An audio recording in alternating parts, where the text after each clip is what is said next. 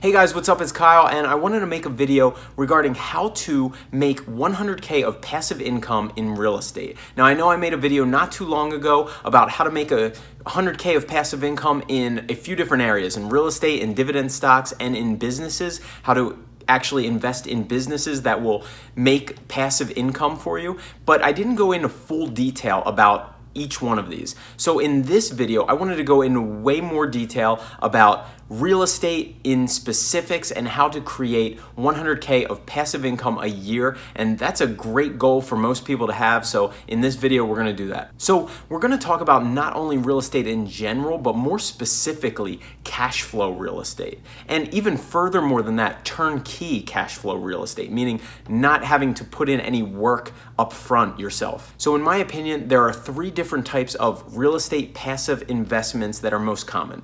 One is cash flow, two is appreciation, and three is syndicate investing. So why is this important to you? It's because I believe that anyone who wants to do this can follow this model and make this happen for themselves. I know this for a fact because I have actually done this and I'm continuing to do this. So I've used it, I am a living example of this working. Now this is just one avenue of investing and even one avenue of real estate investing that I do. It's not everything. We're specifically talking about cash flow, turnkey real estate investing. Okay, so the backstory of why I got into this type of investing is because I read this book, The Millionaire Homeowner. I read it right when I got done my real estate course back in the day, and before I got into real estate sales, I read that, and I'm gonna go over a few different nuggets that I've learned throughout this book at the end of this video. So as some of you may know, I'm an actor and I started out with the acting goal in mind. Now, I got into real estate sales because of the flexibility, and I just so happened to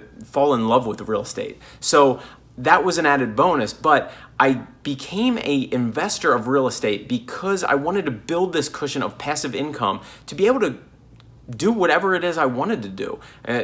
Build this up, build this passive income up, and be able to cover expenses to ultimately be able to do whatever it is that I wanted to do with my time. I mean, who doesn't want that dream? So before we go into everything, the three types of real estate investing, a quick breakdown of what they are. We're gonna be talking about cash flow investing. That is basically investing in real estate and having the property cash flow over the expenses to put money right in your pocket at the end of every month. The other type is the appreciation, investing in a great location primed for appreciation. It might not have as big of cash flow, but it's the future of the appreciation of that property is what you're going for. The third type is syndicate investing. It's essentially pulling your money together with a bunch of other investors and being able to buy a bigger property and just having hands off, not being a landlord, but being able to just put that money there. Your returns might not be as good, but it's totally hands off and it's passive real estate investing. Okay, so let's go into the first and foremost, most important step of real estate investing. To get started, you got to do this before anything else, and that is to smash the like button below until it turns blue. So go do that right now. Seriously, take a second. It will turn blue as soon as you punch it one time, and then we can continue with the rest of this video. All right, so number one, the starting point, where you have to be to get started with this. Well, there's two different types of the starting points that you could take. You could take a 25% down, which is a investment. You could essentially buy it as an investment package, like an LLC. You can open an LLC up, buy it, and put 25% down. Now your rates are gonna be, I don't wanna even get into this, but your rate might be a little bit higher in borrowing money as an investor, but that is 25% down. The other way to get into this is to put as low as 3.5 to 10% down, depending, and buy it as a primary residence and essentially live in one unit and rent the other units out. Okay, so let's use 200K, a 200K property as an example. So 200K property as an example, putting 25% down is essentially 50K. So if you take that 50K, you can buy that property. Now, there's gonna be maybe another 10K added on closing costs. However, the way to go around and put less money up front is to actually pay more money for the property and just do a seller's credit at closing. So essentially, you could take that $200,000 property, put 25% down, and just say you pay full asking price for it, but you want 20 grand off and 20 grand back in your pocket at closing, that's one option to do. Now, the second way of doing this is putting down the 3 to 10% down, and that's living as a primary resident. Supposedly, you're supposed to live there, and what you would do is, say you would buy a 3-unit place and you essentially put 3%, 3.5 to 5% down. You buy it, you live in 1 unit. Now that is on a $200,000 place. That's what 10% is 20 grand. So it could be 10 to 20 grand down. And you could still do the same thing with the seller's credit, and you will put less money down up front. You're essentially living in one part of this house, renting out the other parts, and then you stay there for about 1 to 2 years, and then you just repeat the process and do it again. You move out, you rent your unit out, and then you buy another primary residence. Now, what to look for in these properties. So, for instance, when I first started, I didn't really look at any. I didn't look at cap rate. I didn't look at the cash on cash return. I didn't look on anything. I just looked at essentially what I was going to be making every month with the rents over the mortgage and the utilities and the expenses. So for instance, I think the first place I bought was a $150,000 3-unit building. And I knew that my rents were approximately going to be over $2,000. And my mortgage, after I put down the 40 grand, was going to be less than $1,000. So I knew right offhand that if I looked at this, now you got to calculate a couple other things into there, but as long as your mortgage, your taxes, and your insurance is, guidepost $1,000, you're always going to have a little bit more with overhead, with utilities, and then a property management, which could take 8 to 10% if you're buying something not in an area where you're close to and you can actively manage it. But essentially, you want to take all that into consideration, and if it's still coming up, I'd use the guidepost of $1,000 over the mortgage. Well, then you're, over the mortgage, the taxes, insurance, and the expenses, well, then you're doing pretty good. You're making $1,000 over each month. So now if you use that guidepost and you are making a cash flow of $1,000 a month, now over the course of 12 months, that's going to be $12,000. Now, you may have a repair here and there, but really it's not going to amount to that much if you're buying a good turnkey property.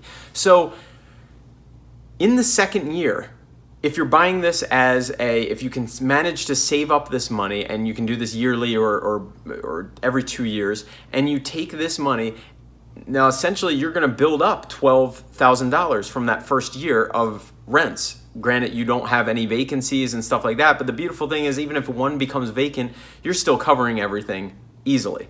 So you take that $12,000, now instead of putting down $40,000 more, you're going to be able to put down $12,000 less than that, which is $28,000. So you might take $28,000 of your own money, use the $12,000 that you made, and buy another property with that. And then if you're in a primary residence, you would even need less money than that. You would need to stay for about a year, and you would just do the same thing over again. And now if you're living in there for the first year, that means you're not renting that unit out that you live in, so you're probably not going to make the $12,000 gross profit at the end of the first year. But the benefit is you can use less of a down payment for the second one you buy.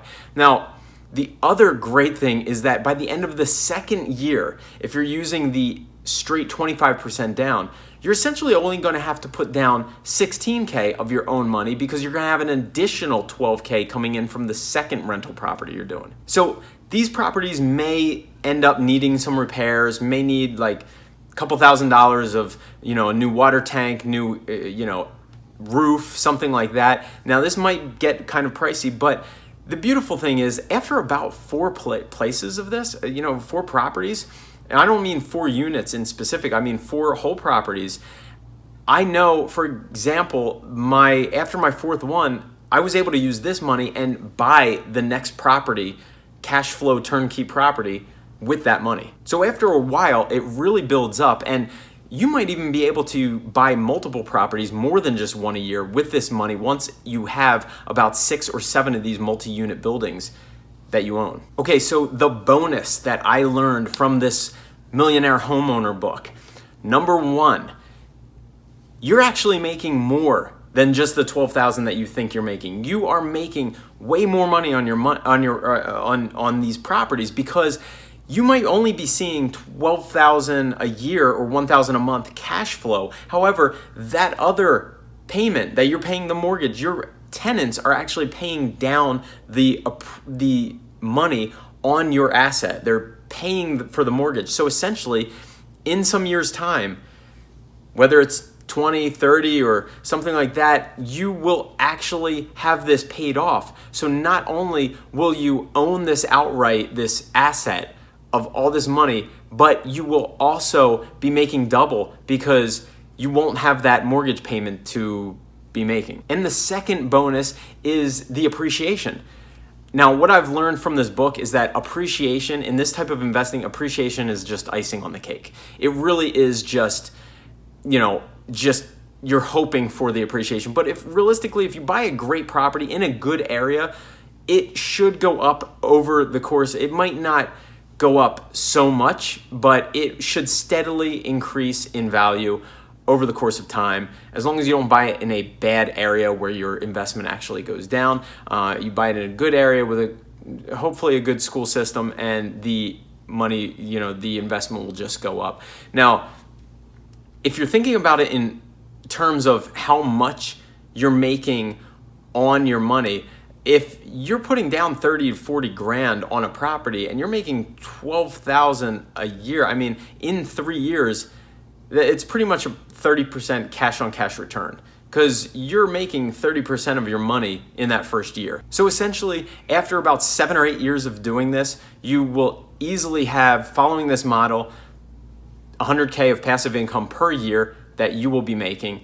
And actually, after about 4 or 5 years, you'll be able to just use this money your investments make to buy other properties. So you should be able to do this quicker, and you should be able to make your 100K of passive income easily over your mortgages following this model in about 6 or 7 years. So guys, thank you so much for watching this and staying to the end. Comment, tell me what you think, and I will reply to you. If there's anything else you want me to cover, please feel free to let me know. Other than that, hit the like button, please. If you have not done so already, make it turn blue, just smash it. And it helps with the YouTube algorithm. I would appreciate it greatly. Also, subscribe if you have not done so already, and hit the notification bell so you will get notifications every time I post a new video. And follow me on Instagram if you're on there. I post there pretty much daily, so you will get other aspects of my life as well. Also, down below, there are links to Robinhood, 2 free stocks. If you're not on Robinhood yet, you will get a free stock there. So just by signing up. Also, acorns, it's something that I use. It essentially saves your digital change, and when you swipe your credit card, so it's kind of like a forced savings. It's pretty cool, and I would check that out if you want as well. And you get 5 free bucks if you sign up for that, but something I use. So guys, thank you so much, and let me know what you think. Other than that, have a great day.